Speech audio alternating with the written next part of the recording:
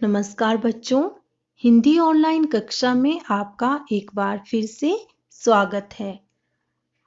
आशा करती हूँ कि आप सभी सपरिवार स्वस्थ होंगे, प्रसन्न होंगे।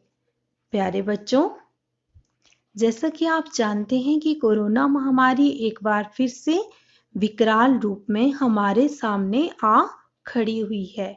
ऐसी परिस्थितियों में हमें स्वयं को सुरक्षित रखना है, लेकिन इसके साथ हमारी पढ़ाई में कोई बाधा ना पड़े, इसलिए आज मैं आपके समक्ष कक्षा 8वीं ज्ञान सागर पुस्तक से पाठ 1 हम पंछी उन्मुक्त गगन के लेकर प्रस्तुत हुई हूँ। कविता का भावार्थ समझने से पहले आइए हम इसके शब्दार्थ समझ लेते हैं।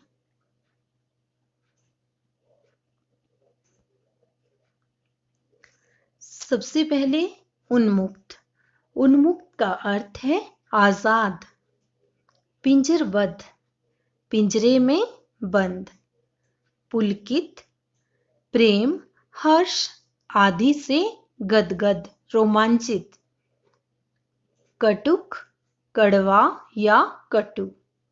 निवौरी, नीम का फल। क्षितिज, जहां पृथ्वी और आकाश के मिलने का आभास होता है। और नीड का अर्थ है बेटा घोंसला। इस कविता को लिखा है शिवमंगल सिंह सुमन ने। सब बच्चों ने कवि का नाम याद करना है और लिखना है अपनी रफ कॉपी पर, तभी आप नहीं भूलते हैं। फिर जब आप किसी भी चीज को लिख लेते हैं तो वो हमें ज्यादा दिन तक याद रहती है। चलिए कविता को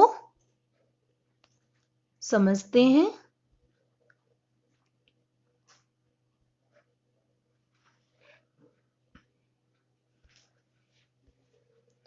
हम पंछी उन्मुक्त गगन के। बेटा पंछी का अर्थ है पक्षी। उन्मुक्त होता है आजादी से उड़ना। गगन का अर्थ है आसमान। ठीक है, आइए इस कविता का सरलार्थ समझते हैं। हम पंछी उन्मुक्त गगन के पिंजरबद्ध न गा पाएंगे।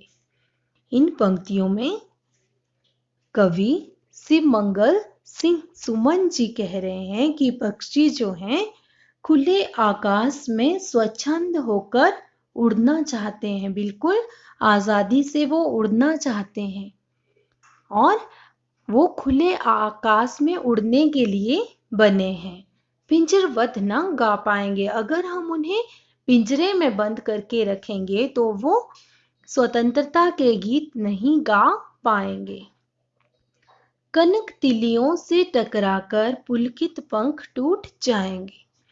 जो पक्षी आजादी से आसमान में स्वच्छंद होके प्रसन्नता से प्रफुल्ल होकर उड़ते हैं, अगर उन्हें हम सोने के बने हुए पिंजरे के अंदर कैद करके रख लेते हैं तो उन अपनी उड़ने की चाहत से जब वो पक्षी अपने पंख फड़फड़ाएंगे तो उनके पिंजरे की सलाखों से टकराकर पंख टूट जाएंगे।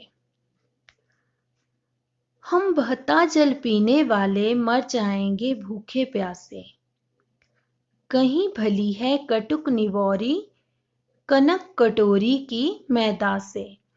यहाँ पर पक्षी कह रहे हैं कि हम तो बहता जल पीने वाले, आजादी से अपना जीवन यापन करने वाले, अगर हमें पिंजरे में बंद कर देंगे तो हम तो भूखे प्यासे मर जाएंगे।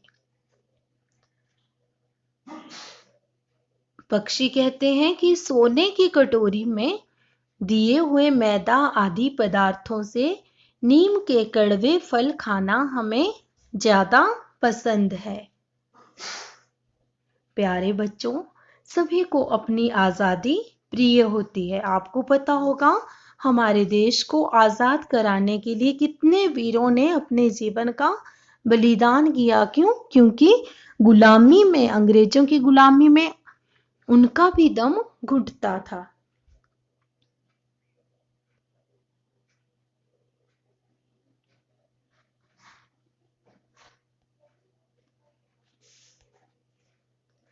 स्वर्ण श्रृंखला के बंधन में अपनी गति उड़ान सब भूले। इन पंक्तियों में पक्षी कह रहे हैं कि सोने के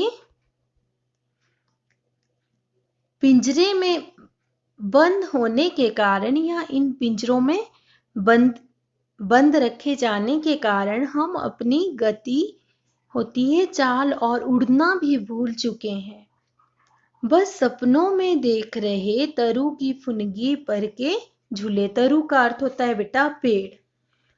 तो पक्षी पिंजरों में बंद हैं और वे केवल सपनों में पेड़ों की हरी भरी डालियों पर जब वो झूलते थे आजादी से, वो केवल चीजें उन्हें अब सपनों में ही दिखाई देती हैं। ऐसे थे अरमान की उड़ते नील गगन की सीमा पाने। इन पंक्तियों में पक्षी अपने अरमान बता रहे हैं। अरमान होते हैं हमारे मन में उठने वाली गहरी इच्छाएं। तो पक्षी कहते हैं कि उनके अरमान थे कि वे नीले गगन, नीले आसमान की सीमा तक उड़े, अर्थात अनंत आसमान तक उड़े। लाल किरण सी चोंच खोल चुगते तारक अनार के दाने, और अपनी सूरज की किरणों के समान लाल चोंच को खोलकर तारों के समान अनार के दानों को चुगते। होती सीमाहीन क्षितिज से इन पंखों की होड़ा होड़ी। पक्षी क्या कह रहे हैं? क्षितिज होता है बेटा ऐसा हिस्सा जहां पर हमें, जैसे हम एक जगह पर खड़े होके देखें तो बहुत दूर जब नजर जाती है तो एक ऐसा स्थान आता है जहां पर हमें लगता है कि धरती और आसमान मिल रहे हैं, तो उसे ही क्षितिज कहते हैं। होती सीमाहीन क्षितिज से इन पंखों की होड़ा होड़ी। सीमाहीन होता है बेटा जिसकी कोई सीमा ही ना हो। सीमा मीन्स बाउंड्री, ठीक है। अंतिम पड़ाव मतलब अंत, जिसका कोई अंत ही ना हो, अनंत हो जो। तो इस अंतहीन क्षितिज से इन पंखों की होड़ा होड़ी, अर्थात अपने पंखों से हम उड़ते अनंत आसमान में। या तो क्षितिज मिलन बन जाता, या तो हम क्षितिज जो हमें भूमि और आकाश का हिस्सा मिलता हुआ दिखाई दे रहा है, या तो हम वहां तक पहुंच जाते, मिल जाते, या तनती सांसों की डोरी, या फिर हमारा जीवन ही खत्म हो जाता।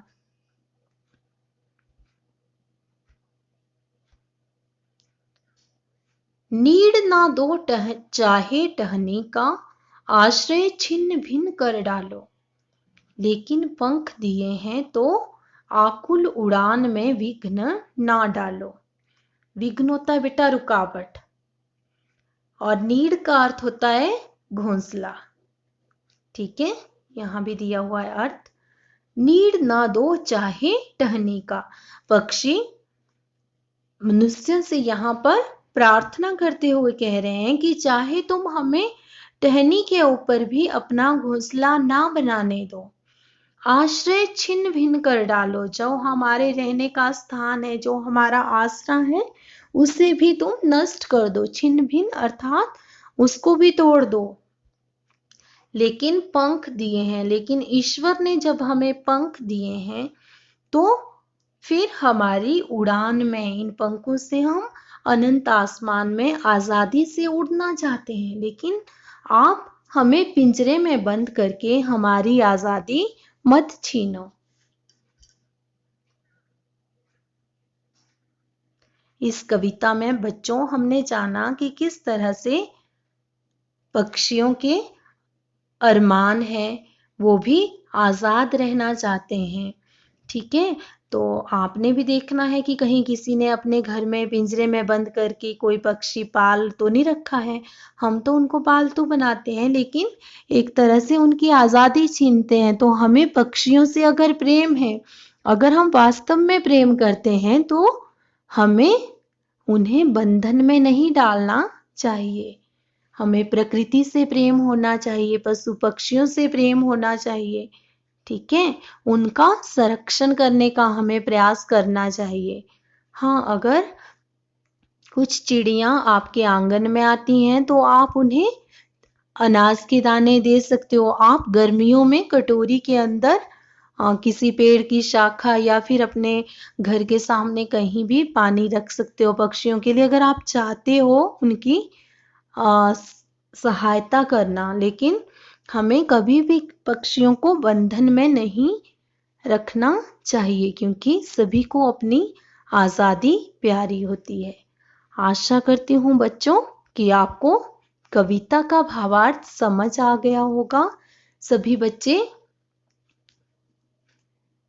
इस कविता को भी कंठस्थ करें और शब्दार्थ अच्छी तरह से याद करें, लिखें, तो आपको कविता और अच्छे से समझ आ जाएगी। धन्यवाद।